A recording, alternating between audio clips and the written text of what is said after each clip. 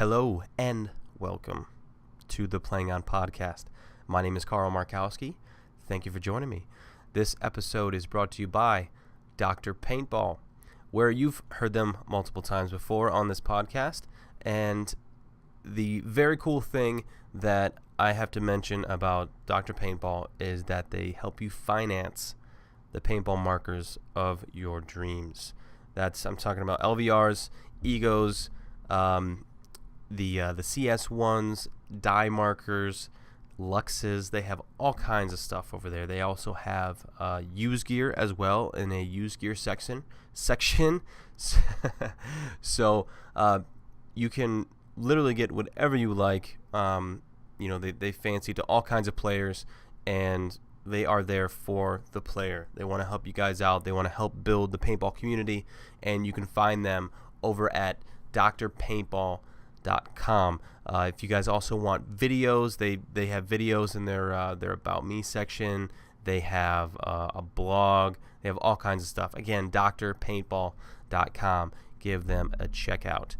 We are also brought to you by ESports, who provide Aftershock with not only the LVL loader, which I am fancy to. That thing is pretty damn neat. I've shot a rotor before. I've shot a Spire before, and those are all high-end loaders, and this thing tops out with them, man. Keeps up with everything. Super, super easy teardown and cleanup. It's pretty cool how it works. I don't know if you've guys seen one yet. I'm sure you have, but tear one down and you'll see exactly what I'm talking about. Again, you can find all of that at gisportswithz.com. And not only do they have those, they have packs, awesome paint, which we shoot as well, the Pro Circuit 5-star, and packs, pants, jerseys, all kinds of stuff. Again, gisports.com. We are also brought to you by Charm City Paintball, who provide myself with all kinds of headgear and also pack bands. He's producing some new ones coming out now. Anything that Charm City comes out with is always a limited run. It's always 10 or less. The quality is amazing. The fabrics are great. It takes the beating. I believe a lot of his stuff is also like the no tear or the no rip kind of style material. And he has Gucci stuff. He has OG camo, all kinds of awesome patterns over at charmcitypaintball.com. Actually not .com, his Facebook page. And he also has an Instagram now too. So make sure you check him out. That's Charm City Paintball. And a big thank you goes to Planet Eclipse, where they've helped me out throughout the years, and I've been fortunate enough to shoot their LV1 and their LVR now, and it's just hands down the best marker that I've ever shot. The smoothest. I always tend to say it's like butter because it's so smooth. I'm really big on a marker shooting very smooth. Just not even smooth, but this thing is like ball on ball. Even with the new carbon fiber barrel, dude, the thing is awesome. It's so quiet. It feels so nice in your hands. It's like a big buttery paintball gun. It's amazing. I love it. I have people shoot it all the time, and they always hand it back to me going, wow, that thing is awesome. I said, yes it is. I love it. So you can find all kinds of markers and extra goodies over at planeteclipse.com. So thank you to all of our sponsors of this episode. And if you guys are tuning in, this is the episode with Rabb. I've been meaning to sit down with him. I forgot a couple details with him, that he was a part of the 2005 victory with Excess Energy, and I just have terrible memory with these things, man. But it was cool talking to him about some of the old school stuff, especially talking to him about having Steve Rabackoff as a father growing up, and not only a paintball figure, but he seemed like a great father growing up. And I talked to him about not really pushing Rabb into the sport, but kind of nudging him a little bit. But that's the last thing you want to do is force your kid to do something that he hates it. But it seemed like it worked out perfect for Rabb, and now he's one of the best out there. So it was really interesting podcast. I really had a good time. So Hope you guys enjoy listening to this one, and we'll see you at the end.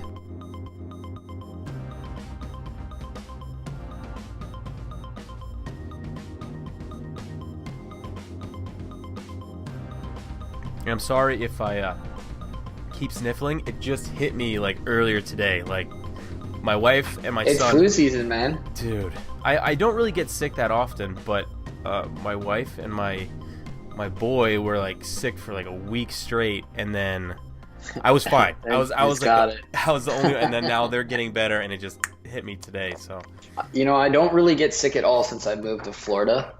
I think it's just some humidity in the air. One, it probably kills all like the pathogens that are just like floating through the air. Sweating and I everything never out. get sick. Yeah, exactly. I'm always sweating. I'm sweating right now in my own house. When did you move down there? Well, I moved to Tampa first, and that was the year after I finished with Damage. So it was the first year that I was with Impact. So 2004. So I've been here for 3 years now. Oh, shit. Yeah. I didn't know. I thought you were, because I think the last time that I talked to you, you were in Virginia, I want to say. Yeah. Well, that was a while ago. That was a long time ago. Well, that's when I came in, I think, I don't know if you were on Excessive or not, but that's when we came out and visited you guys at your house. I think for the DC 7-man event or something. Yeah. Yeah. I mean, that's where I grew up. Well, mostly.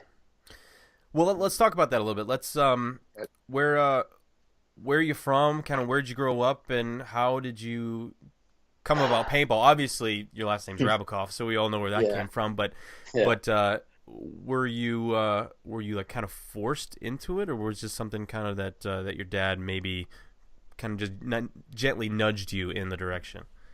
I would say it was a little bit of both. My dad wanted me to play, and he thought it would be fun to play with his kids, like like a bonding experience. Yeah. So I was definitely like nudged into it way more. But the thing was, when I was a kid, I hated it.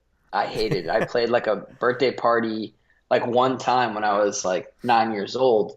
And I remember just being so scared, and I didn't want to play. And that was it. After that, told my dad, I was like, no, I don't want to play. Like, I don't like this. It's not fun. Yeah. But I was always around it. I went to the field, the tournaments. I was always there. I was around it. And it wasn't until like later that I was like, oh, this is pretty fun. Yeah. And it wasn't until like 2004 or the middle of 2003 when I finally started actually playing. So I was around 14 years old. Mm-hmm. So up until that point, I pretty much hated it, but I was always at the field, and I kind of just hung out, but never really wanted to play. Now, see, because I can see how that, like, I watched these couple documentaries on HBO where it's like these dads like just pushing their kids to the limit, and they looked like they were miserable, like wanting to. And I can only imagine having your father be around and be like, well, and being the status that he was, playing on a professional team, an Avalanche. To say the least, I would definitely not want to be in the situation where, you're trying to follow his footsteps into it. And I can see how you wouldn't want to in the beginning because obviously it hurts. But second, I couldn't imagine like having somebody like that, like playing all the time and him wanting you without forcing it. That had to be a tough position for him too. Because he obviously didn't want to push you enough to push you away, but enough to be like, hey, kind of do this thing that I do too. Right. And every time I was he would bring me around the field, like I said before, and he would always ask me, but he would ask. He would never be like, hey, you're going to play today. Like you get a gun in your hand, put your pack on, fill up some paint. Yeah. But he would be like, hey, you want to fill my tubes or you want to do this? And like, I loved doing that. Like I loved filling up the tubes. And cause like, I thought that was a fun job as a kid, He didn't force it on you. No, not at all. Not at all. Like it wasn't until like I was finally ready that I was like, okay, like this is what I like, as soon as I started playing it, because it felt like it was my decision. Yeah. It was all me. It was me that wanted to go out on the field on, Thursdays and Fridays and set up the field all by myself, stake the bunkers down, blow it up, and then run drills by myself. So like it was all my decision. He just kind of gave me like little nudges in the beginning, but he never forced it upon me at all, which was in my opinion, it can go either way, like again, like you said, these documentaries on HBO, they just push, and then these kids, they turn out to be the greatest. Yeah. So it's one of those things. It's kind of like you have to decide as a parent what you think is best for your kid, and then let them decide. Yeah. Now, did your dad didn't own a field? Like, you guys didn't own a field. You were just next to one or close to one? Yeah, my dad he never owned a field. But every weekend we were at the field. So when I started playing is when I lived in Virginia, and I played at a field called Pev's Paintball. So that's okay. That's what I thought. Yeah. So it was Pev's field. And my dad at the time worked for Pev's and did like wholesaling for him, at Pev's. So while he was I was playing always on Avalanche? Yeah, I believe this is the time. Like, and honestly, I don't remember. Like, again, I never followed it. I never watched. Like, everyone's like, "Oh, push," like that's a huge. I never got into that stuff. No. Like, I never watched the videos. I never never. I was never really into it. It was just kind of like not really my thing. Even though my dad was like, played on one of the powerhouse teams, went over to Europe, crushed everybody, won a bunch of tournaments. But to me, I don't remember it that way. I never remember it that way at all. So it's so crazy for me to kind of like go back and think of it, because I never viewed him as that, and it wasn't until later we're like, how do you feel comparing to, your dad and blah, blah, blah. Like it was tough because I never did compare it. I never saw him as like this great paintball player. I just saw him as a great dad. Yeah. Your dad. Yeah. Yeah. He's just my dad. So it was weird. It's weird. It's hard to think about, like, going back, because I never saw it that way. Now, going to the normal field that you would go up and you'd blow up bunkers, as he plays or practices at that field, you kind of be around. But did he ever take you to like an event? So I would always go to like the bigger ones. I would go to like Cup and things like that. My dad, he always did Mardi Gras events like back in the day. Mm-hmm. I never went to any of those Mardi Gras. Like he always had like a babysitter for me, like, back at the house. Yeah. But it wasn't until I started, I think I remember asking him like, "Hey, I want to go to World Cup this year." And that was like, I think I was like 12, maybe 13 before I started playing. And so I remember going there, and I ended up playing actually, and I played 10-man on a hyperball field.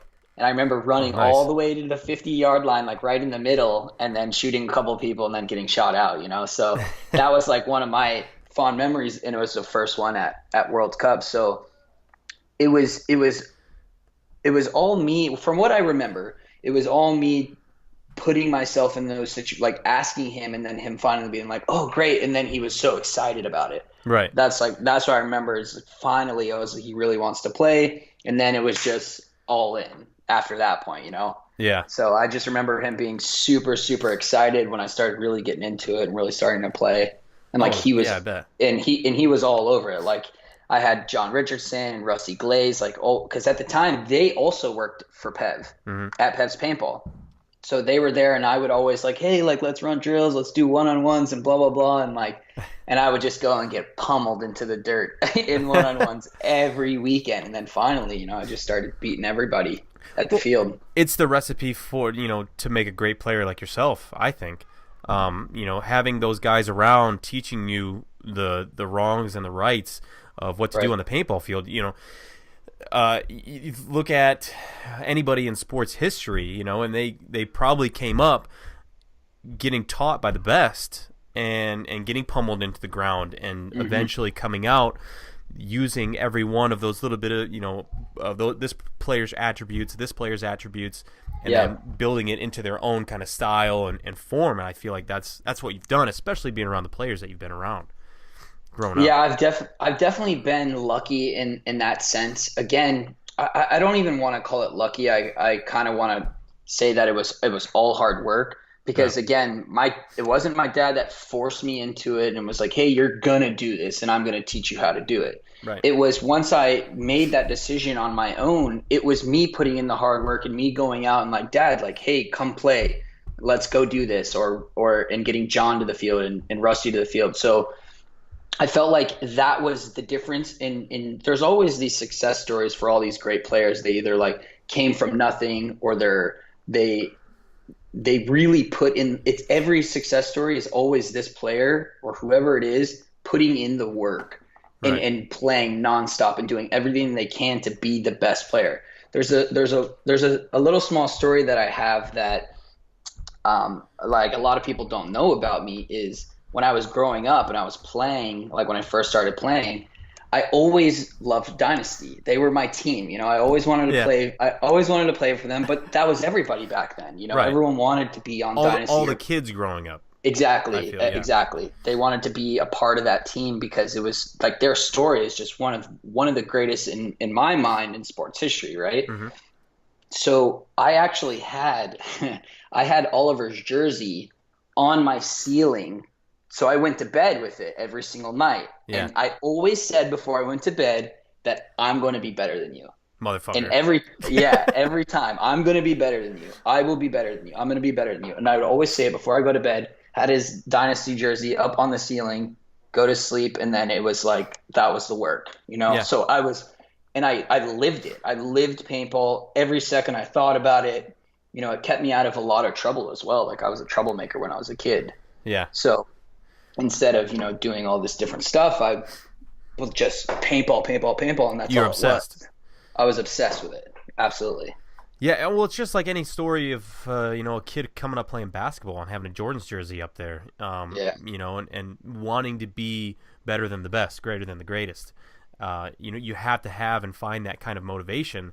And I think when I was growing up, I thought the same thing. Honestly, I saw Dynasty, and they were very relatable to me because they were so young. They were obviously the new hot thing coming out because they were successful. They were kids from California. They were young, and they had this, not only just all those, but they had this play style that was different from everybody else, that was athletic. Right, Athleticism, exactly. that they had that little bit of an edge where their bodies looked fluid as they were diving or moving or running and shooting or something like that. And I wanted to do that. I wanted to, and this is, I feel like the younger Russians coming up, Fedorov and Mishka when they were all coming up, they had that style too. And I looked at that because I was like, man, well, that's kind of the future of paintball. And I'm still young at this point compared to those guys. And if that's what I need to do to compete and become pro and do all this, then that's what I need to do. So that's what I took my motivation at, through those guys. But everybody was looking up to them. As far as in the Midwest, I know, obviously we had Aftershock, but everybody said before, all those guys were a little bit on the older side, so we didn't really have any of the. They were starting to get out of it. Exactly. They were starting to get out of their prime. They weren't that powerhouse team that everyone that you could say Dynasty grew up watching. Avalanche and Aftershock and all of those teams and Ironmen who would just pummel people into the ground. It was for us. It was Dynasty. It was Dynasty for that team. Yeah. Hang on, I gotta blow my nose. All right. That's my sickness coming out. Oh, it'll go away though. I had a tea. I'm hoping it helps. But let's go back. Let's go back to you. When you traveled to World Cup, and we were talking about that, and you got to play. Now, was it also the atmosphere at the time of World Cup? Did that kind of get you excited too, to kind of be in this different atmosphere than a regular paintball field or some little small regional event? Like, this was a big deal, so it had to at least move you in that direction too.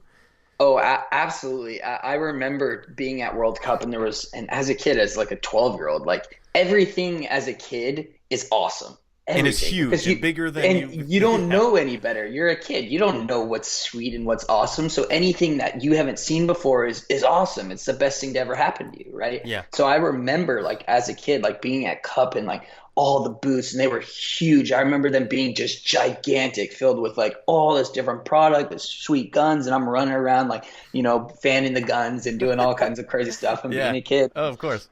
And there were so many people, and to me it was just like the greatest thing to be a part of. That experience, like I'll never forget that experience.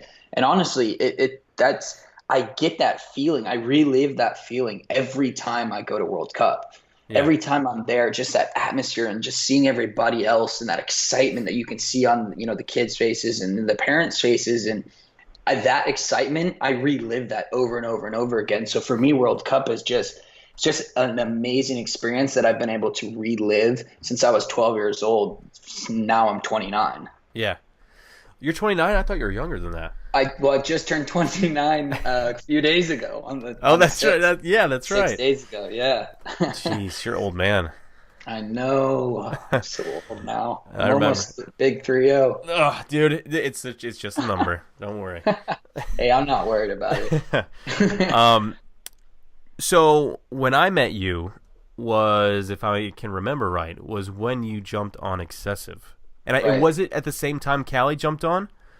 I think that he came a little bit later, but yeah, we came on. I can't remember if we came together or if he came just like a couple months later or a month later. I can't remember. So were you playing? I remember DC Devastation. Mm-hmm. Was that a team that you played for before Yes. Excessive? Right, exactly. So in 2004, I guess it would be the LA, the one that was at the tracks, the horse tracks. Yeah, that was my first national event. Well, in my mind, my first national event, because the one that World Cup one I didn't really count because I only played like one point, I believe, Sure. or 2 points. So that was my first national event. It was 2004, and then I played all the way up until World Cup 2005, and then played with Excessive in 2005 World Cup. That's a So short. all the That's a tournaments short before that. time span. I know. To jump And on. honestly, dude, I was not ready. Like looking back on it, I was not ready. Like I don't even see what they saw in me. You know, I don't know if it was like a work in progress, like, hey, we can mold this guy and we can make him to a great player. You know, I don't know what they were thinking because I was, you know, they never discussed that with me. I was just a kid. So did you yourself not feel ready to be on that field yet? No, I don't think that I did. And if you were to go back and actually look at that match that we played against Dynasty in the 2005 World Cup, I played scared. I played timid. I wasn't making the moves that I was making the rest of the tournament. Was that your first time playing against Dynasty? Yes. So that was my first time playing against. Yeah. So, and it was in the finals, and the crowd is just crazy. I remember the whole experience, and I was scared, and you could see that. Yeah. You could see it in the way that I played. Like if you go back and watch, it was a child. It was a child trying to play in the big league, right? Yeah. And I was just not prepared for it. You know, so like looking back on it, I'm like, man, I wasn't ready, but I was playing well enough that I got to the finals. I was starting. But when I go back and look, I was like, God, I was terrible. Yeah. Well, I can't. I see it. Well, yeah, you're going to be critical on yourself, and I can't really. I just remember you being a kid. I mean, I was a kid too. Yeah. But I just remember you. I remember your sandana was like really loose and everything. I remember that. But I don't really remember too many practices with you because I didn't really get out to California all that often, right? Because I was still in the Midwest. But did you get in quite a few practices and quite a few weekends? I went out there a few times, and then the whole next year, I remember that I played on the semi-pro squad, and then you played on the main squad, if I remember correctly, for 7-man. No, I never played for the pro squad. I've always played for Excess Energy. Yeah, so we played together on Excess Energy. I thought Later you played on the pro squad though. Yeah, I thought that you played on Excess. I played on Excess Energy, and you played on the pro squad. No, I always played for Excess Energy with Maddie, Micah, Scotty Kemp, and I can't even remember who else. I know Bobby. Bobby played for him. Yeah, I was there. We won San Diego. Yeah. Yeah. You were on that squad? Yeah, man. Jesus Christ, dude, my memory's terrible. Yeah, we won San Diego. We crushed it that event. We actually played. We won the pro spot that year. Yeah. I played it the whole time. Fuck, dude. I don't remember that. I don't remember that at all. Well, I remember, honestly, like my memory's so bad. Like the only time I remember the very last game, the very last part of the game where I ran down the snake and like bunkered one or two guys and was walking back watching. Now remembering you guys finish out the game and like walking back being like, fuck yeah, we won a fucking pro spot. Yeah, yeah. It was So it was it was awesome. awesome. I think Yeah, I still have the medal and the wristband. Yeah, I right have the there. medal too.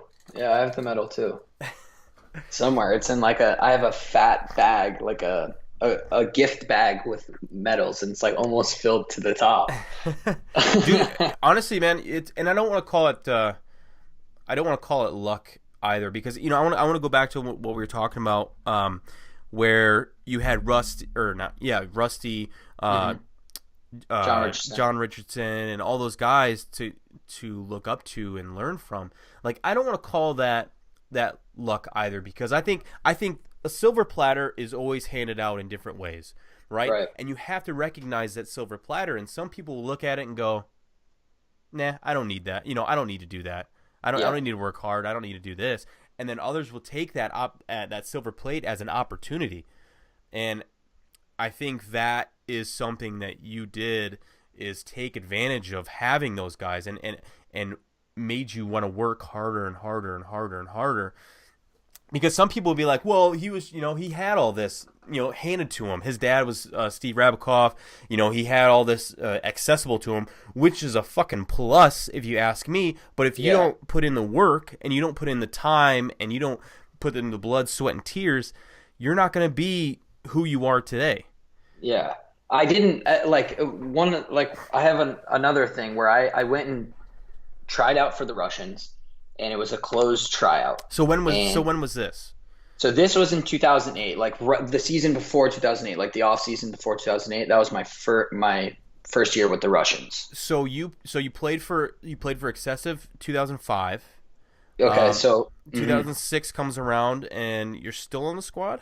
yeah, 2006 I played with Access Energy, Okay. and I don't even know who I played with for X Ball. For some reason I just cannot remember that year. But I remember, and I think that actually I either got cut from excessive or I left. I can't remember exactly the details. Were you on maybe the squad that we won Chicago? Were you on that squad? No, No. no, Okay. because I went to Infamous after. That's right. Okay, That's right. so I went to Infamous, and I at that point I hated pro. I hated playing with all of those guys, and those were the same guys that I grew up like learning from. John What? Richardson, Rusty Glaze. Why would you say that? After So it was just a miserable experience. Like every practice, like I guess I was making mistakes, always getting yelled at. Like I never felt like I was learning. It Or a was part of always the like, team? yeah, or a part of the team. It was always like it was just a constant like grind into my skin and grind into my brain that I was just like not having fun with it at all. And I despised going to practices. I did not like being around them. It was just it just wasn't working for me. Right. And after that, I actually, for 2007, I actually stopped playing pro altogether. I went back and played Division Two with like my friends and my family. I played with everyone who I grew up with back in Virginia Mhm. because I was like, I'm done with this. Like I don't want to do it anymore. Like it's just not fun for me. I'm just not having what I thought the experience that I was going to be having. Right. And so I went back and I played with my friends and who I grew up with, and I absolutely loved it. I had a blast playing back in D2, and that was with DC Nasty. Ah. And I lived there, so I was practicing every weekend again and going out there and like just having fun, like It was going fun out there again, and yeah. not caring about anything else and just doing me. Like what I grew up doing, just doing me and then enjoying it and getting back on that grind and having fun with it. Um, and then that's when I was able to it was a closed tryout in the off season before before the 2008 season with the Russians. How'd you hear about it? So I didn't actually hear about it, and I definitely would have to thank my dad for this because Sometimes you got to pull the dad card. You got to exactly. This would be the one thing where he was like, he heard about it, and he heard about the closed tryout that was happening, and it was at CFP, Central Florida Paintball. Mhm. And somehow, some way, he never actually told me to this day how he heard about it. But he, I guess, called up the right people, and they were like, get him a tryout. Like he's ready. Like let him come. Yeah. And they were like, yeah, sure. Like, and I even paid for my own flight. I went out there. They're like, what's it going to hurt? Like, we'll bring him out, whatever. Yeah. So I went out there, and there was a bunch of different players like JP Augustin, Oh yeah. Robbie Pettinelli, Gino Benedicto was out there. Like not Ninos. I can't remember his name. Him and his dad still play. They're from Tampa. Starts with an N. Nevius. He used to play on what was the red team out of Florida? Strange. Yep. Yeah. So there was a bunch of different people out there for the closed tryout, and I remember going out there and just beating everybody up, and it was such a good feeling. Yeah. After all of that, because like that previous year I was having fun again. I was practicing, like doing my own thing, and then I went out there and we did like a one-on-one thing, and I won the one-on-one tournament or whatever. Nice. And we were doing like different drills, snap shooting, and I was beating pretty much everybody in it. So it was a good experience. And then they narrowed it down. It was like 15 of us, and they narrowed it down to like 7. And then those people had to then go to Russia for the final tryouts. Yeah. So this was the beginning of 2007 season? Beginning of 2008 season. So it was in the off season before 2008. Gotcha. Yeah. Thinking back on it, I forget who it was who was doing the U.S. scouting for them. Mm. I forget who it was, but I actually got contacted by whoever was doing the scouting for him, and they wanted me to come play for him that year. I don't know if it was come play for them or come try out. Yeah. But yeah. I remember that now. Yeah. I don't know why I didn't. I don't know. Maybe I was scared of Russia. Well, yeah, then because that story, I had to end up going to Russia and going there, and then they did kind of like the same things, and we did a one-on-one tournament with all of the Russians, and they had I think they still do the same thing. They have like a whole camp there. They have their team, the ones that we know and that we see and we play against, and then they have like another 10 guys who are a part of the organization who live in apartments there, and then they play every day. Because they have to have enough people to train. Like a practice squad? I wouldn't even call it a practice squad because they're a part of the team. You're a part of the organization. You're that beeline. You haven't made it to the squad that goes to the States. Yeah. They play in like the local events there, and so they're still playing, and they're playing 5 days a week. But they still have that, like, people get hurt. Like someone needs to step up, right? Sure. So there's always someone there to step up. That's why their transition, like when they lost everyone, they're like, oh, they're not going to be like, they came back so fast because of that. Those guys were already over there training. I was with them when we were training. Those guys who I played with and who I was part of that team, that B-line team, are now on that team. Yeah, they're the Russians of today. Huh. So went over there. They did a whole one-on-one tournament, and I beat Malloy in the finals of it. So I ended up winning that. But that year, I think I only played on the main squad one tournament.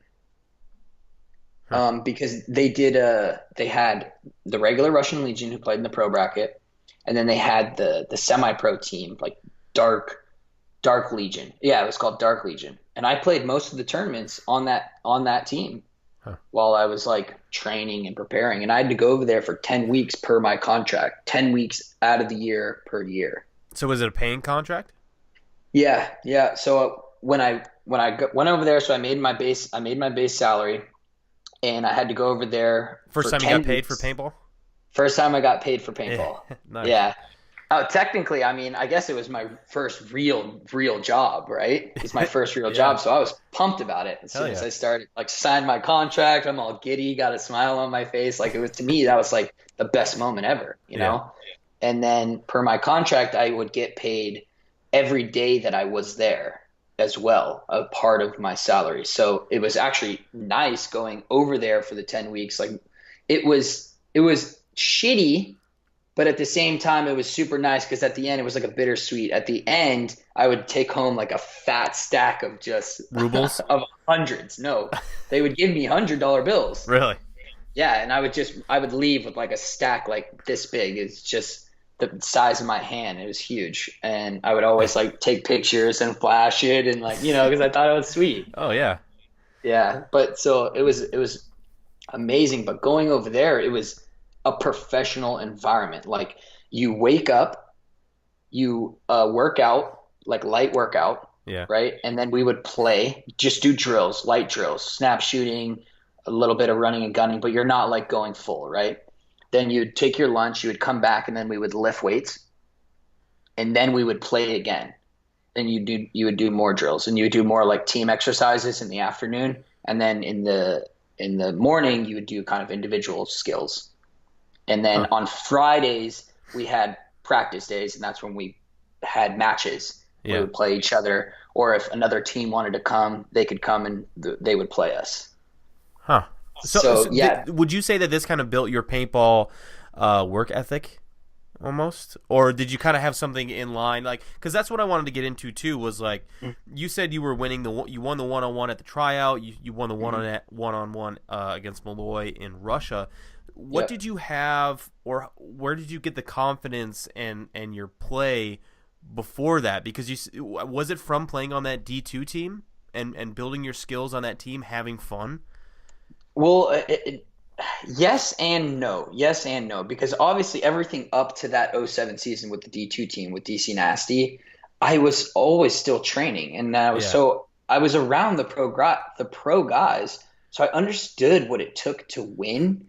I just didn't get over that gap yet. I didn't pass that threshold of understanding what it actually took. Yeah. Like I had my work ethic and how I trained and what I thought it took to be a good player, because at that time it got me to where I was, and that was, in my opinion, when I look back at it now, was just mediocre.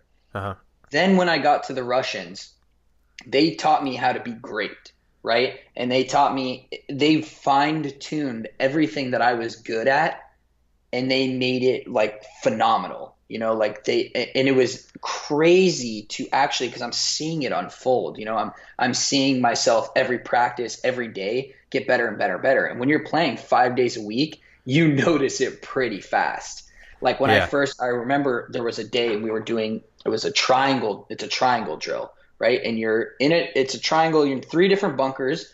One guy you have one guy in each bunker, and you do snap shooting, right? So two guys here in the triangle are on the outside dominating you. They're always out.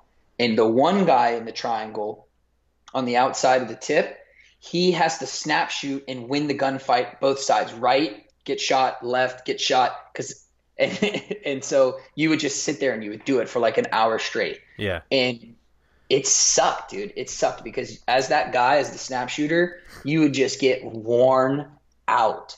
And it was crazy because I remember I was actually the guy who would sit one of the drills. I was sitting out, and Mishka was the guy at that moment because it rotates, right? Yeah. That guy goes, this guy goes, right? So I was the guy that's supposed to sit out, and Mishka was the snap shooter. And every time, and it was crazy because I never knew where he was coming out. You just have to be ready. Like you're shooting, you just have to be ready. He would wear me out. And I'm like, man, I thought I was pretty good at this.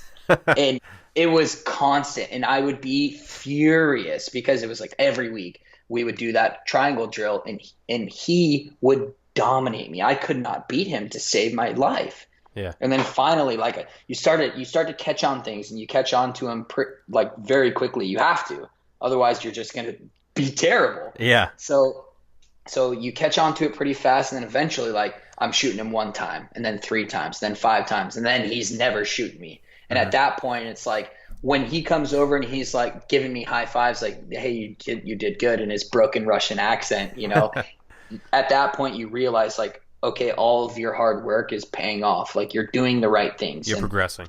Exactly. I feel like the Russians, they pushed me past that threshold. And if I didn't play for that team, I would not be the player that I am right now. That's 100% accurate.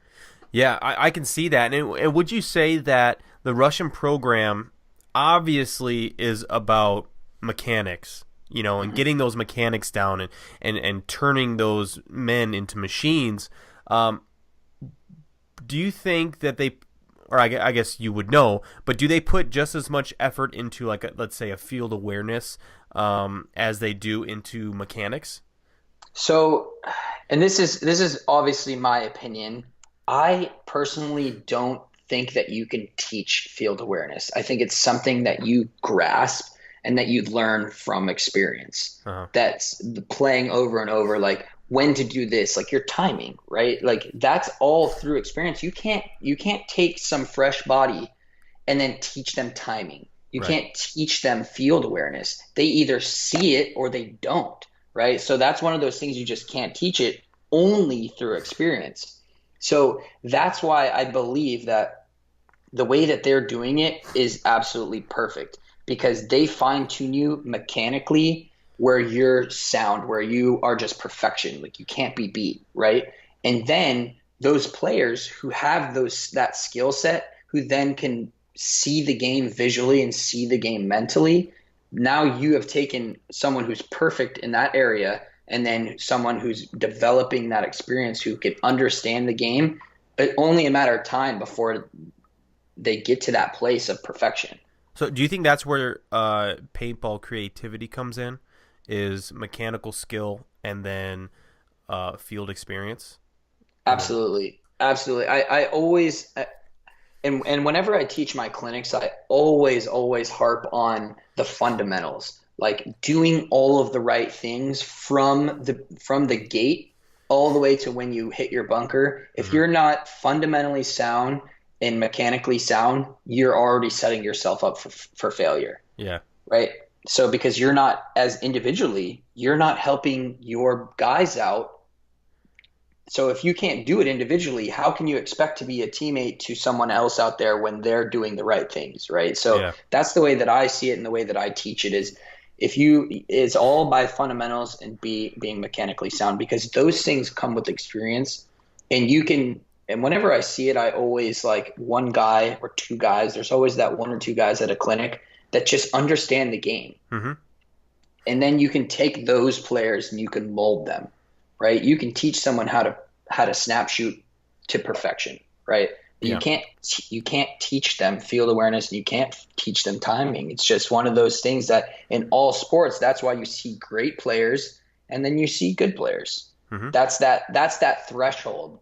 That threshold is getting past it. Like I felt like as that player, the reason why I was picked up at an early age, because I saw the field differently than most people did. Yeah. And that's what made me probably a little better than some players. And plus, my snap shooting was okay at the time. But once I perfected my mechanical skills, then I was able to just focus fully on the game of paintball itself and how to break it down. It's like a quarterback breaking down a defense. It's the same situation. You can't teach it. Mhm. Yeah, You you can't already you teach it. already know how to throw the football and hit this target. Exactly. You're Hmm. you're at that level. I feel like there is a topping out of mechanical ability, right? Yes. You either miss the shot or you make the shot. Right.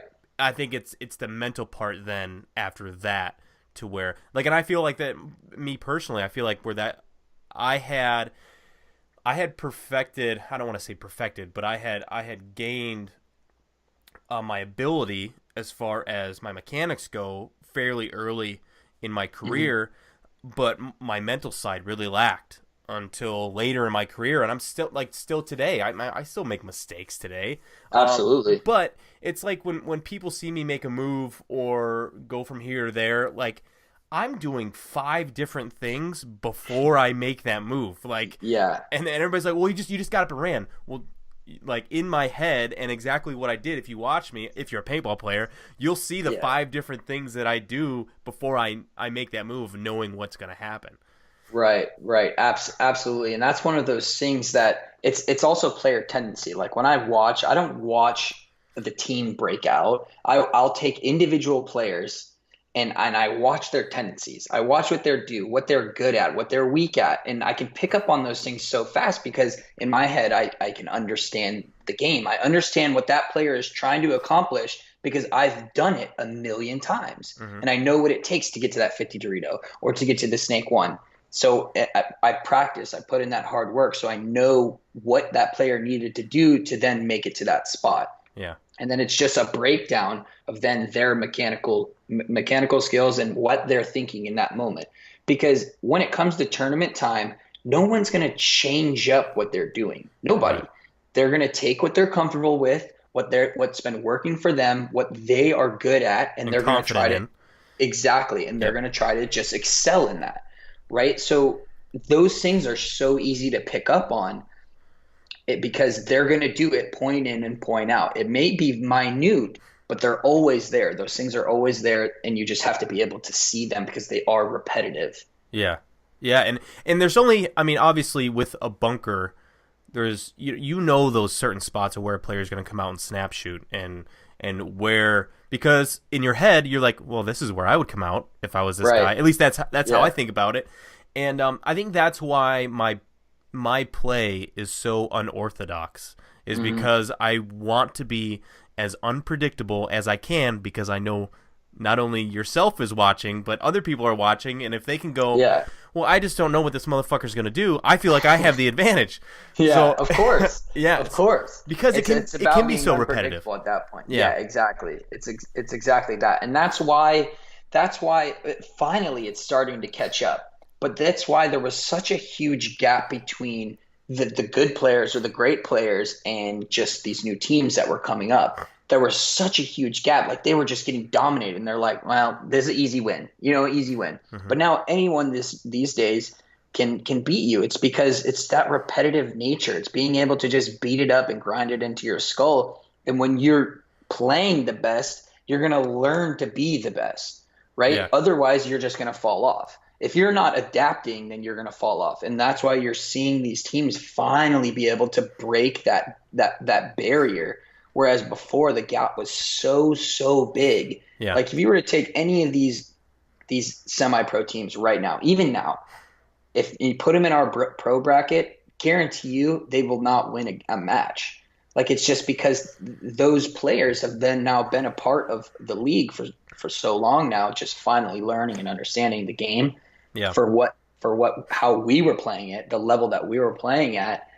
It's that barrier, and that it's so hard to break. And it's exciting to see these players, like even these new kids, come up and be able to do it, because we haven't seen it in a while, and it was refreshing to actually start to see these other faces play well in Chicago.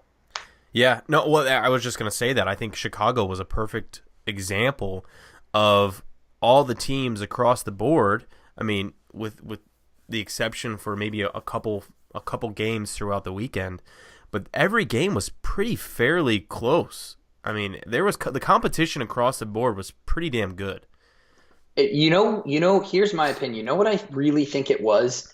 And a lot of people don't like didn't like the wall being added in.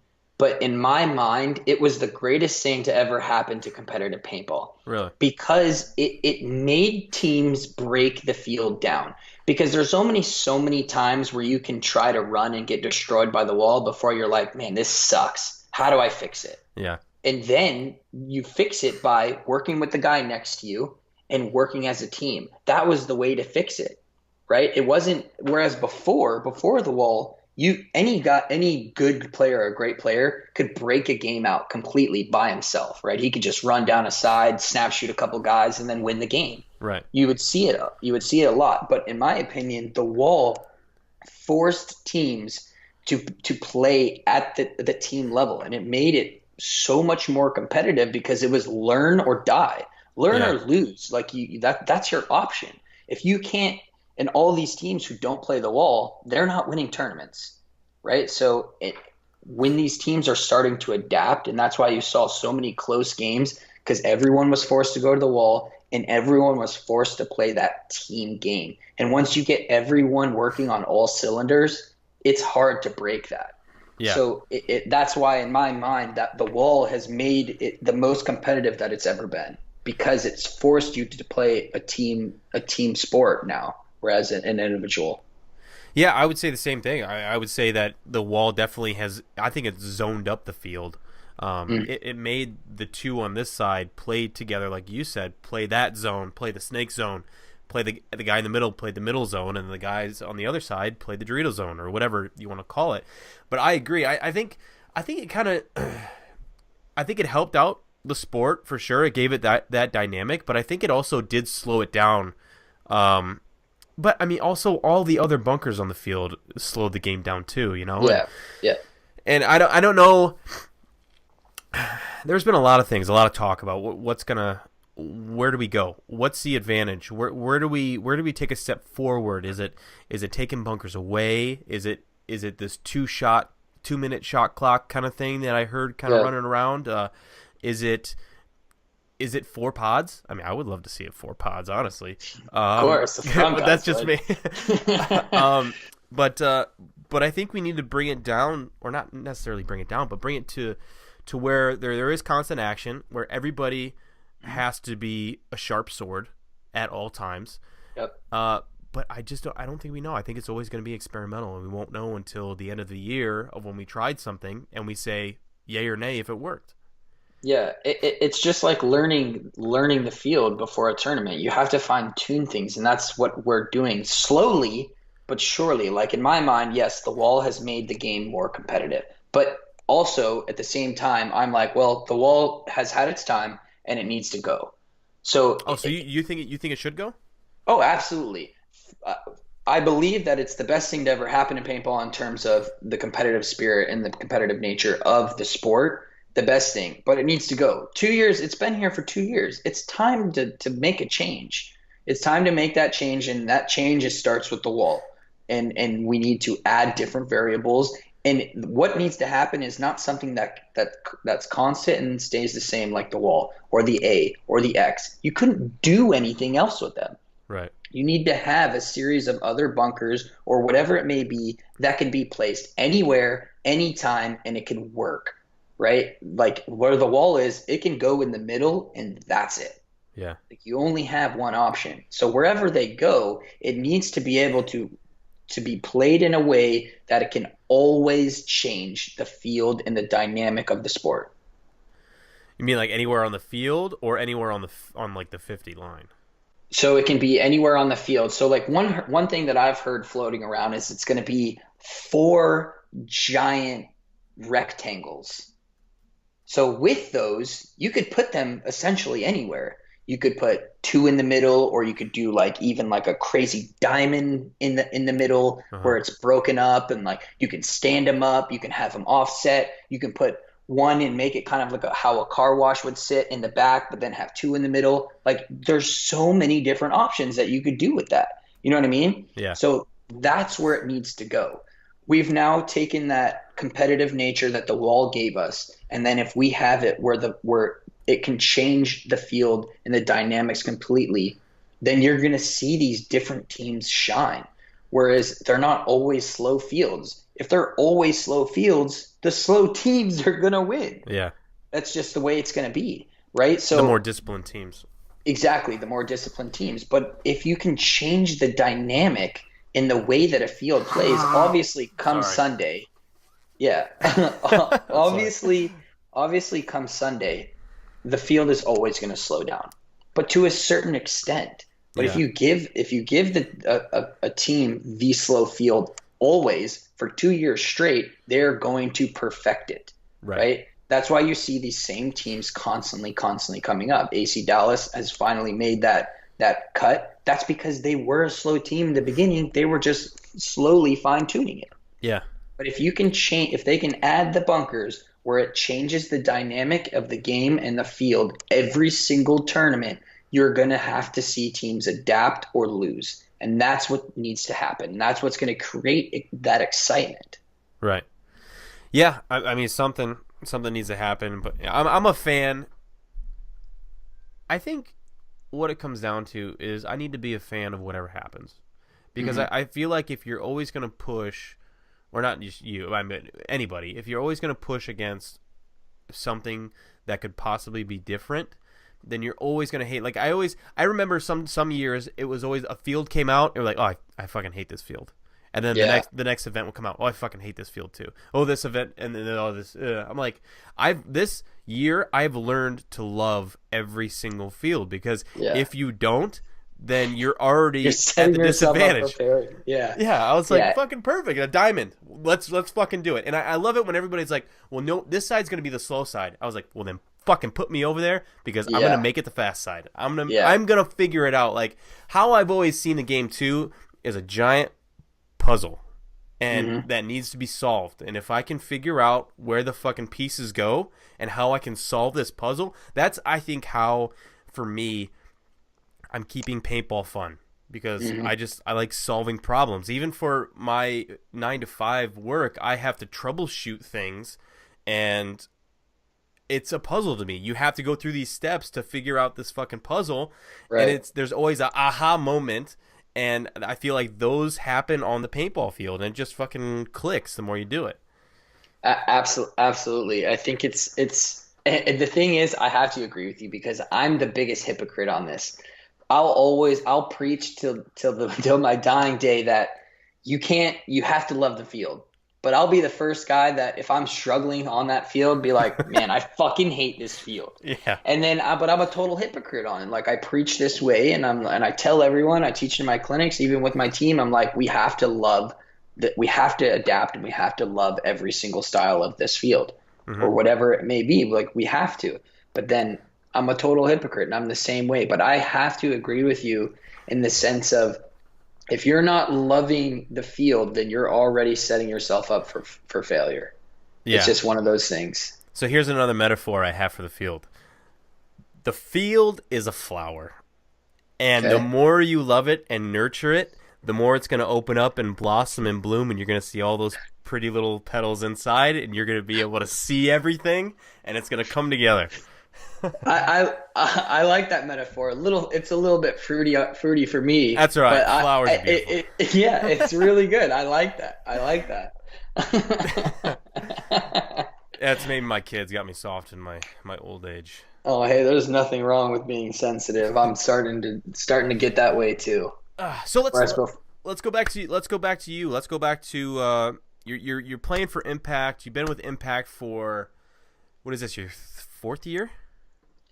2004. So sorry, 2014, 15, 16. Yeah, would be my fourth year. I pulled that on my ass. I was completely guessing on that. So you got it, 100%.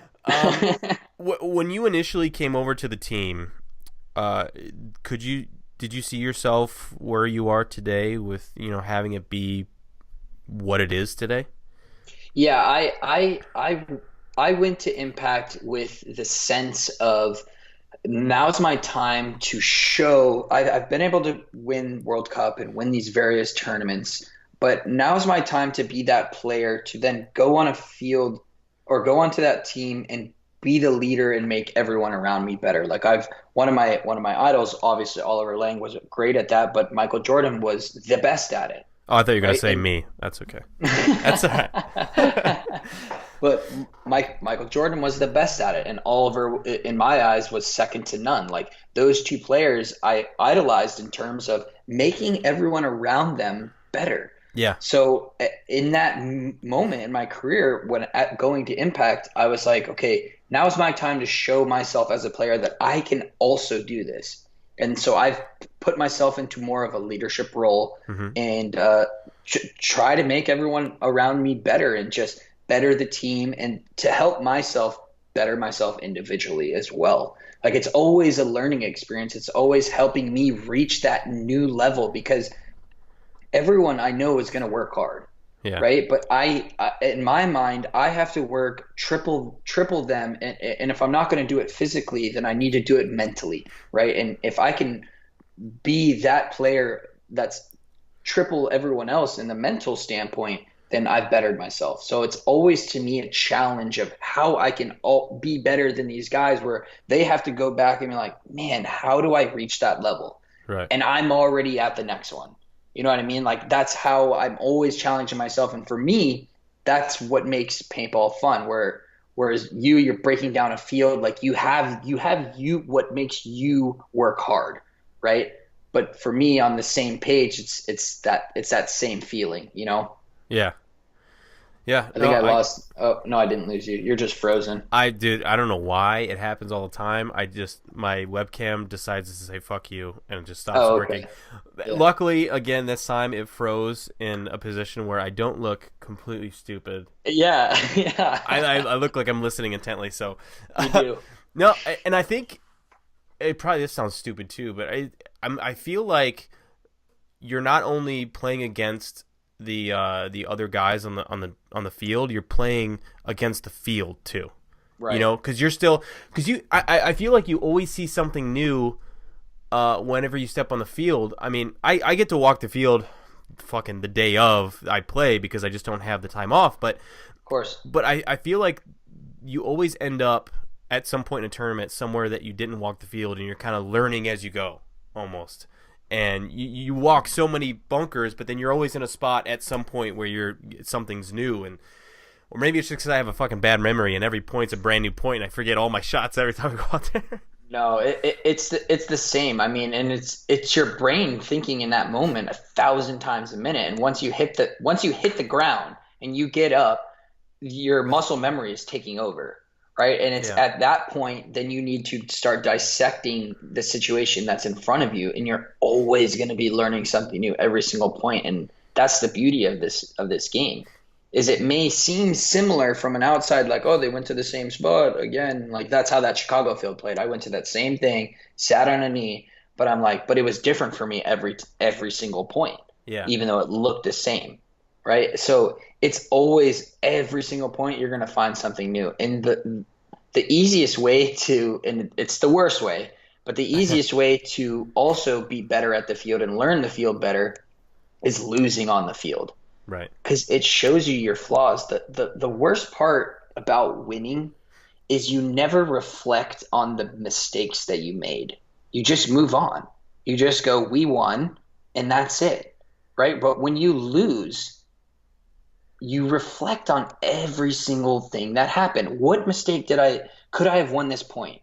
Could I have won the match? What could I have done here? What could I have done here? Blah, blah, blah. And like, you always reflect on the negatives, and you try to build on that. That's what helps us, become better players and better people. So my thought on that, quick, before you get too deep into it. Yeah. Mm-hmm. I think there's a pattern with winning, though, right? There's a reason why you guys, the top teams in any sport, there's a reason why they win, right? Less mistakes and capitalizing on the other team's mistakes.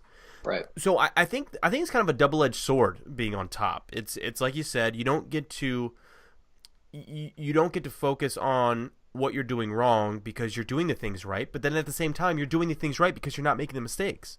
Right. So you're doing the right things at the right moment at the when you need to. So those mistakes aren't being made, so you're already in that moment making the right choice. If you weren't, you guys wouldn't be on top. So it's like it's kind of like a 2020, a catch-22. Not 2020. Yeah. What the fuck does that mean? You know what I mean? I do. A catch-22. So it's like all you guys and all those top teams, the Damages and the AC Dallases, the less mistakes you make, the more wins you're gonna get, and the more mistakes you make, the more you're gonna be in the position where you get to play catch-up. And that's where we lack. We lack in the whole catch-up game. We tend to kind of fall off in the beginning, and then by the time we start to come, get our wheels underneath us, the teams it's too late at that time. So, Impact this year, you guys have only you won Chicago, and you were in the finals for two of them. I mean, you guys are always on top, and I think the reason that is because all the players on your team believe in each other. You guys know your capability. You guys believe in the system, and great players, which every single one of the players you guys have is great. You guys work and play off of each other, and great players make the players around them great. Right. And that's just the fucking what it is, man. Like you guys have that mix right now of what's happening, and I always thought that was weird too. When teams start winning, like people start hating on them.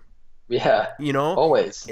Yeah, there's always a fucking Impact's gonna win again, but I think it's more of a thing outside of the pro kind of world, because we see you guys winning, or any team that wins and that competes, I have respect for, because have been there a couple times, but I've been in that position of winning and know what it takes.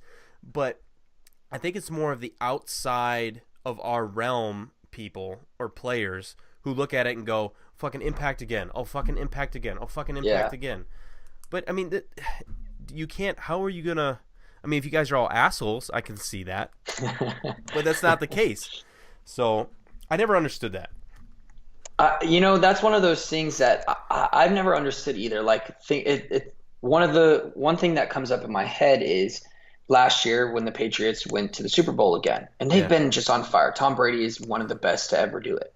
Where everyone was like, "Oh, I want to see the Patriots lose. I want to see Tom Brady lose," and I'm on the other side, like, dude, I want to see him make history. Yeah, let him win again. Let him dominate. Like, let's see him be the best ever, right? Yeah. Why wouldn't you want to see that? And there's always, that's why the underdog always is there. Yeah. That's why it exists, because everyone wants to see the underdog take on the giant. It's the old David and Goliath story. It's the same thing. Everyone wants to see a hero be made. Everyone wants to see dreams come true because they can relate to that, or they want that. That's that biggest thing. So no one wants to see the same people achieving greatness because it gets old. It's boring, right? It can get boring. But as a competitor, when Tom Brady and the Patriots made the Super Bowl again, I'm like, man, let's see it, Tom. I want to see you do it again, and I want to see him do it again this year. I'm not even a Patriots fan, but I want to see him just win every Super Bowl until he retires, to just go out and be and everyone remember him forever because he was the best to ever do it. Yeah. It's the same with Michael Jordan. I wanted to see those players win over and over, not just because I was a fan of that team, because I'm a competitor and I know what it takes. I know what it takes to be there and win, and it's tough. It's really, really tough. Yeah, I thought about that in the same way you're talking about the Patriots, about the Pittsburgh Penguins in the NHL. Right. Yeah. Like, I was like, yeah, dude, fucking win back to back. Like, I'm not the biggest fan of that, but at the same time, thinking about it, like, I'm a Red Wings fan, but I'm not like a diehard Red Wings fan. Like, I'm not like so deep into sports and into some certain team that, like, if anybody else wins, I'm shitty for the day. Yeah. Or it's like, it's a fucking team that really doesn't give a shit about you. Like, that you're just a part of the fucking system that makes them money. If you want to go pay, $300 for a fucking NHL jersey, they want your money. So yeah, fucking do it. Or like this new, we just got a new, I say we like I'm a fucking part of it. They got a new ice rink, like the huge Little Caesars arena, and the thing is massive. And I was looking at tickets, and just for like nosebleed section is like $60-$70. Like, yeah, it is the Red Wings though. They've been a powerhouse for decades. So like lately we've been fucking stepping on our dicks. Yeah. I mean, I'm a Red Wings fan at heart because my dad, he's just always been with the Red Wings, and so I always follow them, and I want to see them do well. Really? But yeah. I mean, I like your dad even more now. In Detroit. He grew up in Detroit. I was born there. Really? I was born there. Yeah. Oh shit. Well, I'm from Ohio. I don't know why I'm getting excited. I'm from Ohio, but it's just like yeah. But it's cool though. I mean, that's cool that you're a Red Wings fan though. I like hockey in general. I think hockey has more in common with paintball than any other sport. I feel. Yep. At least the way we're playing, what we're playing right now. Agreed. And it was even easier to when I'm on the plane and I'm sitting first class and someone's like, hey, what do you do? And then I tell them, and they're instantly like eyes wide open, and they're like, oh, like that's so awesome, blah, blah, blah. And then like, so like, tell me what a game. So when we had the penalty box, I'd be like, well, it's super fast paced and it's very similar to hockey, except we have guns in our hands. We have a penalty box. You're playing, instead of a constant on the ice, we're playing points, and it's a race to and whatnot. So at that point, it's very easy for them to relate because they know hockey, and they're like, oh, that sounds really, really interesting. Whereas now, that's the one thing that I just don't like about paintball right now. And I constantly, in every interview, anything that when I'm talking about paintball, I just get bitter about because the worst thing to ever happen to paintball was split deck. Yeah. Split deck was the dumbest thing to ever happen to the sport of paintball. Now, from a league standpoint and a scheduling standpoint, it's genius. It's fucking Yeah. genius. How they didn't think of that before? Like, who was the idiot there that dropped the ball on that? But Well, probably because everybody heard it and was like, no, that's stupid. yeah, but the problem is from a viewer standpoint, like let's take my girlfriend's mom, right? My girlfriend, she plays a lot of sports and she caught on to paintball super fast. Yeah. Super fast. But her mom, not so much, right? She's not watching the webcast and watching me every tournament and watching me play and like cheering for me. So when she watches, she's like, I don't understand what's going on. You Yeah. know? And it's that old like, well, how can we expect her to know what's going on when our team plays, we play, and then another team comes on? They're like, I don't get it, Yeah. you know? And then you factor in also while we're out there that it's hard to understand what that player is doing. Who's shooting at him? Why is he just sitting there? You know? And that's another we could literally be on this podcast for another 8 hours because I could just rip on this for months. You know, I have so much information that's just stewing in my head that I just want to get out, but we have no real focal point. So our focal point is you're supposed to hit the buzzer and that's what makes you win that point.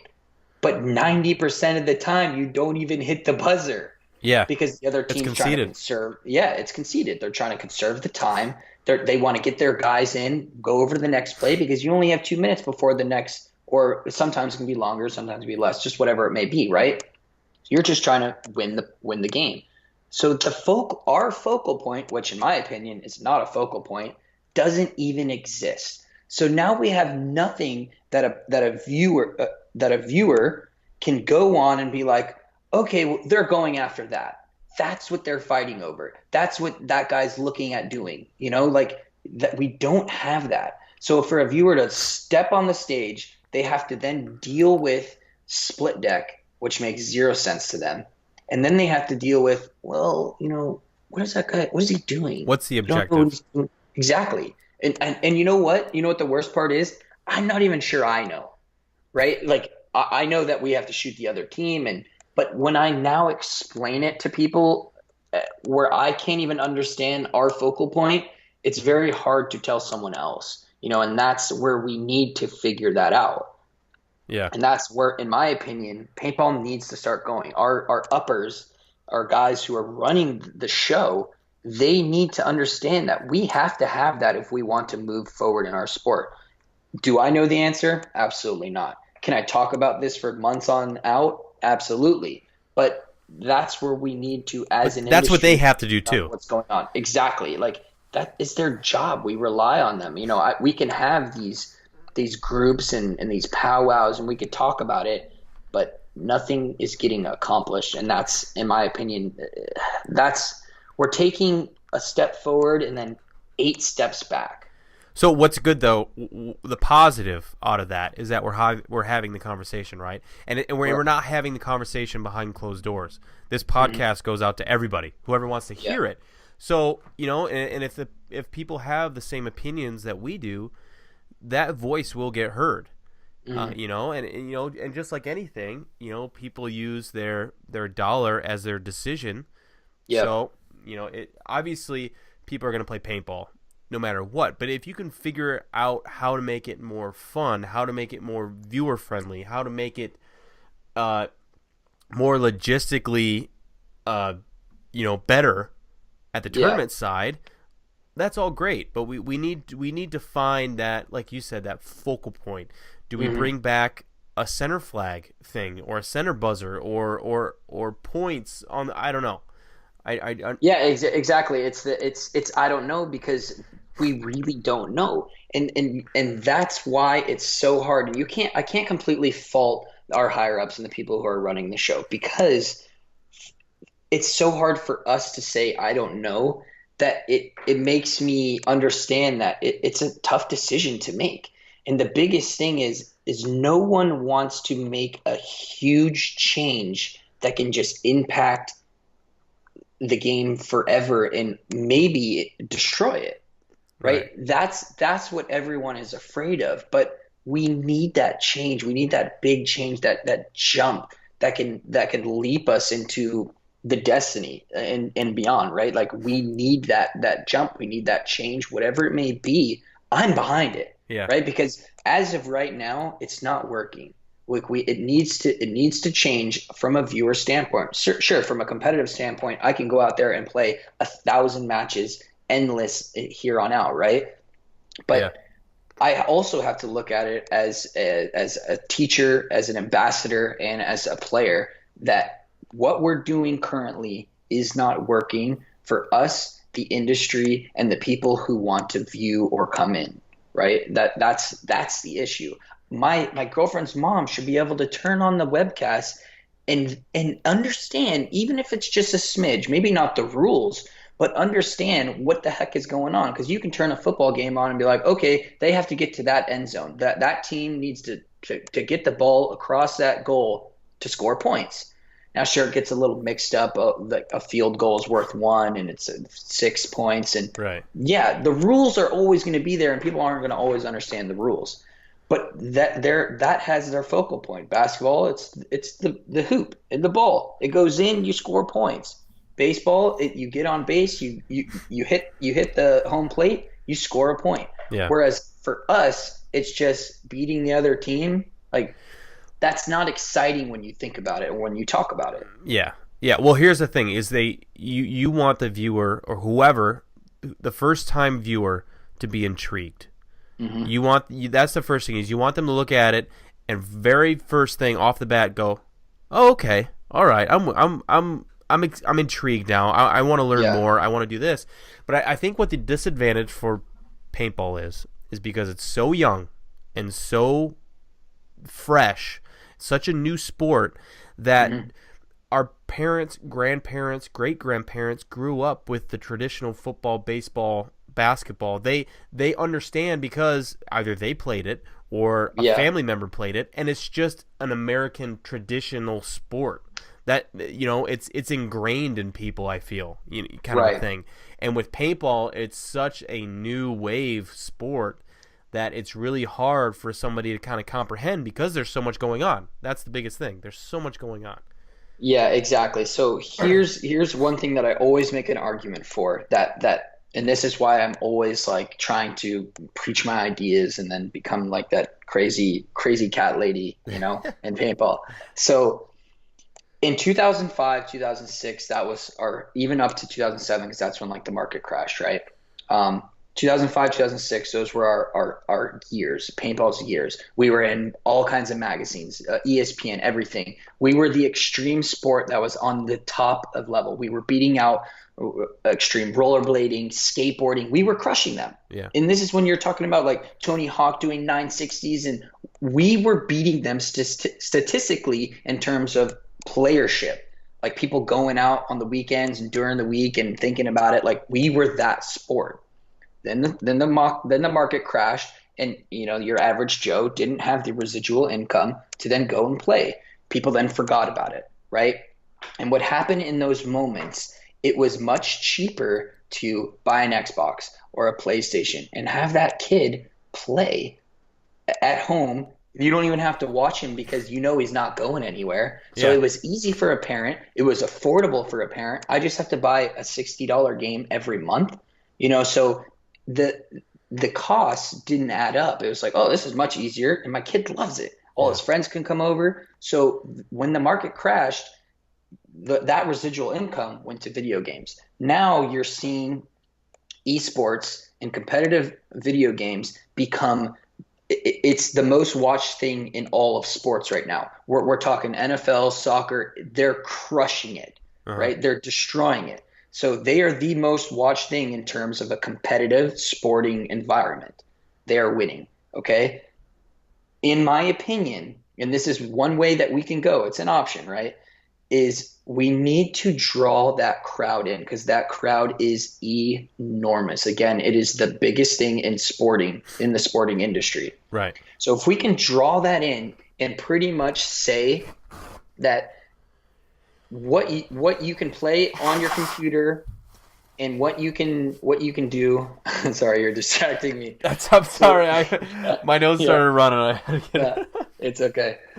But what you can play on the computer and what you can play on your Xbox or your PlayStation, to then take that platform and then do it into us, right? Because you have so many of these first persons, and our game is such a mental game, right? Right. The strategy is huge. We know that. You and I know that, but not everyone else outside the sport knows that, right? Hmm. But if you can take what they're doing so well in the industry right now and put it into ours and show them, hey, you could do this, but in real life, that's how we draw them in. If we can then, and I'm not saying I know the way, but Yeah. I know what's working and I know what's not.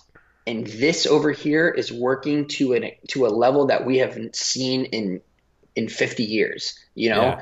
and us, we're on a slow incline. Let's be real. We have to understand like where we're at.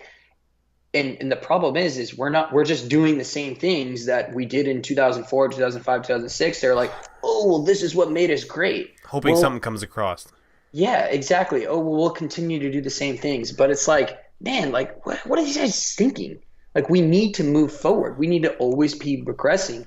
We need to be that industry that shows everyone else that we're still the greatest thing.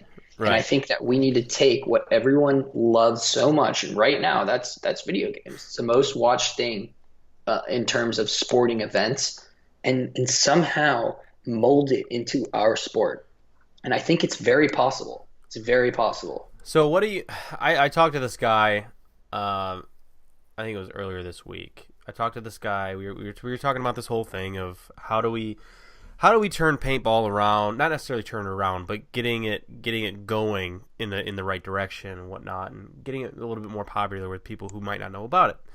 Right. And he brought up the idea of, I don't know how you're going to pay for it or anything like that, but maybe on like Saturday night at the event, have an artist, I don't know how much it would cost, but have a music, an idol, a band, some kind of attraction to where it will draw people in. But say it's, at a paintball event with, featuring whoever, fucking Right. Adele or 21 Pilots, whatever. But Yeah. have that initial attraction, because there's so many fucking bands out there anyway, or rappers or whatever you want to do. Right. Set up a stage, sell tickets, do all this shit. Sell tickets and then pay the band that way or whatever. I don't know, but have some kind of attraction. Let's say Saturday night, and then bring people into the event. Like have it Yeah. during the day or something like that, and that'll at least draw some kind of a crowd. And then of course, not everybody that's gonna come is gonna be like interested in paintball, but Yeah, but if you get they're gonna if be you sucked get into the ten environment. percent of the concert or whatever it is, then Yeah, you've won, right? Even if it's 5%, you've won because you didn't have them before.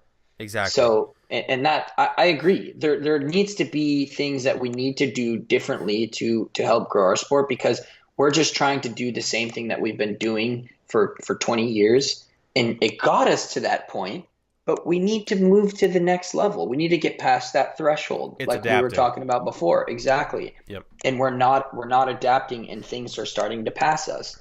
And I can see it because I'm one of those guys that watches the esports, and I follow it, and I follow all of it, Yeah. because to me it's so intriguing in how fast it was able to grow, and I relate to it because I see myself in that, in that competitive environment, and I understand it, and it's huge because you can watch what you play. But with our sport, it's so unique that with all of these different games, we can make that Yeah. into reality and then tell someone, hey, you can play your game, but in real life. And then they're like, what so I can watch this that I love, and I can watch it in real life. And then that's where we come in, and then we're playing that. Right. Yeah. And then now that's it again. Like it would be awesome. The sky is the limit on it. It's just a matter of in which way, Yeah. and are our guys who are running the show even willing to do that? Because if they're not, then we're not going to move forward. Right. Right. Well, we got to try something. Yeah, Bringing them over in some way, but bringing the attention to the sport where it wouldn't be originally. exactly. So. Exactly.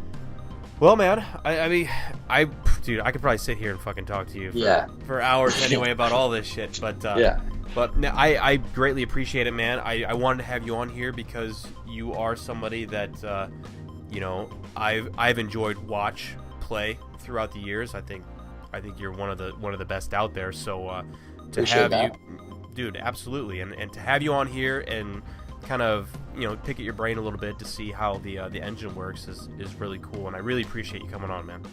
Yeah, absolutely, man. I could be on here every week if you asked me to. The conversations are endless. Hell yeah, I man. thank you so much for having me on. No, absolutely, dude, absolutely, anytime. And this is cool though. This is kind of the first time we had a nice long conversation that I can remember. Even the excessive days, I didn't even remember you were at the fucking tournament. I know, God, that hurts my feelings so much. I'm sorry. I apologize. But thank you so much, man. I will see you very soon. This fucking World Cup's around the corner. Right around the corner. All right, buddy. All right, Appreciate take care, man. Thanks. See you, buddy. Bye. Thank you so much, J-Rabb, for sitting down and letting me into your paintball brain, pretty much, and talking about your career and everything. I really enjoyed it. Thank you again to our sponsors, Dr. Paintball, where you can finance all kinds of paintball markers and gear. Again, that's drpaintball.com. GI Sports, the makers of the LVL loader that Aftershock uses, as well as the Pro Circuit 5-star paint and the Glide GI pants. So you can find them over at gisports.com. Charm City Paintball, makers of some rad-ass headgear. You can check him out at Charm City Paintball on Facebook, as well as Charm City Paintball on Instagram. And a big thank you goes to Planet Eclipse, the makers of the LV1 series, the CS1 series, and all kinds of rad markers in between. And you can find everything over at planeteclipse.com. Thank you guys, everyone, again for joining me. If you have any questions, comments, concerns, anything like that, go ahead and shoot them over to me at Carl Markowski on Instagram, or Carl Microwave Markowski on Facebook. But thank you guys so much. Greatly appreciate you listening, and we will see you again here soon on the Playing On Podcast. Peace.